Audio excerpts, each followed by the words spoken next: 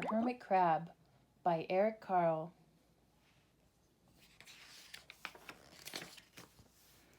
Time to move, said Hermit Crab one day in January. I've grown too big for this little shell. He had felt safe and snug in his shell, but now it was too snug. Hermit Crab stepped out of the shell and onto the floor of the ocean. But it was frightening, out in the open sea without a shell to hide in. What if a big fish comes along and attacks me? He thought. I must find a new house soon.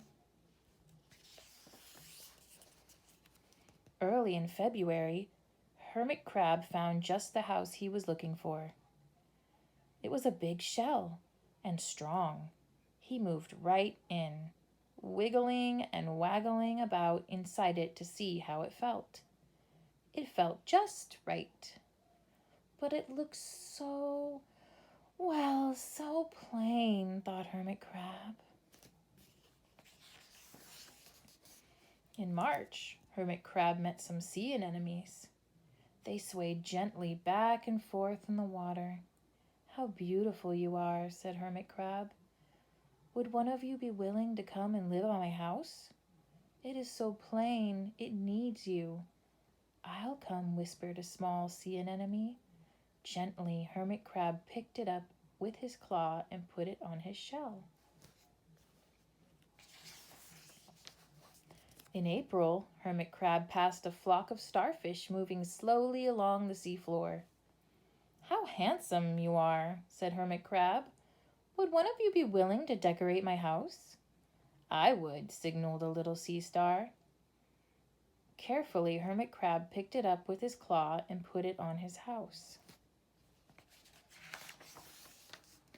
In May, Hermit Crab discovered some coral. They were hard and didn't move. How pretty you are, said Hermit Crab. Would one of you be willing to help make my house more beautiful? I would, creaked a crusty coral. Gingerly, Hermit Crab picked it up with his claw and placed it on his shell.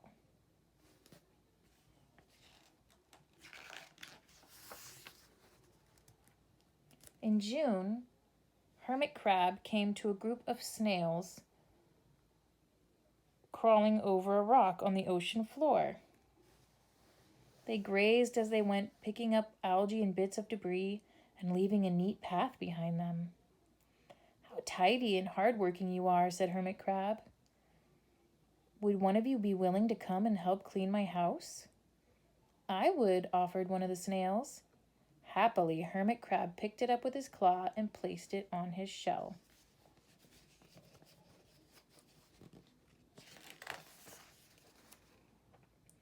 In July, Hermit Crab came upon several sea urchins.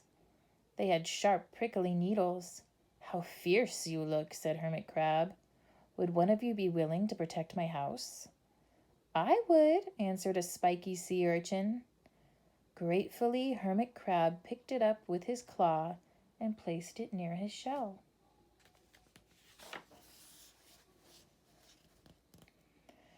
In August, Hermit Crab and his friends wandered into a forest of seaweed. It's so dark here, thought the Hermit Crab. How dim it is, murmured the sea anemone. How gloomy it is, whispered the starfish.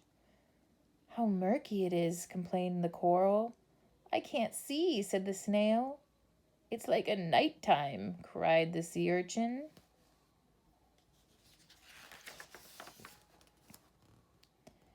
In September, Hermit Crab spotted a school of lanternfish darting through the dark water. How bright you are, said Hermit Crab. Would one of you be willing to light up our house? I would, replied one lanternfish, and it swam over near the shell.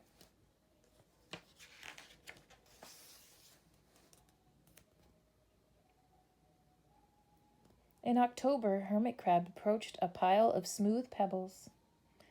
How sturdy you are, said Hermit Crab. Would you mind if I rearranged you? Not at all, answered the pebbles. Hermit Crab picked them up one by one with his claw and built a wall around his shell. Now my house is perfect, cheered Hermit Crab.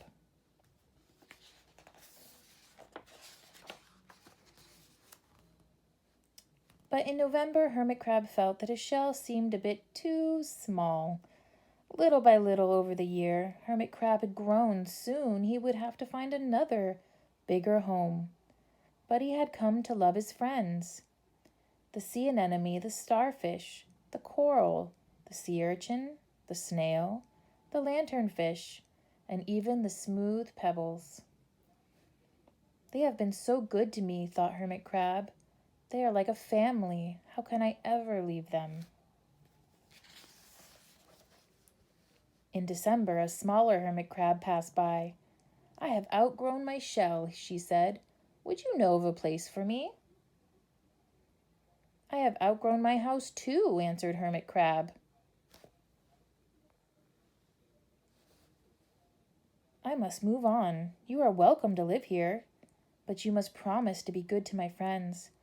I promise, said the little crab. The following January, Hermit Crab stepped out and the little crab moved in. Couldn't stay in that little shell forever, said Hermit Crab as he waved goodbye. The ocean floor looked whiter than he had remembered, but Hermit Crab wasn't afraid. Soon he spied the perfect house, a big empty shell. It looked, well, a little plain, but sponges, he thought, barnacles, clownfish, sand dollars, electric eels. Oh, there are so many possibilities. I can't wait to get started. The end.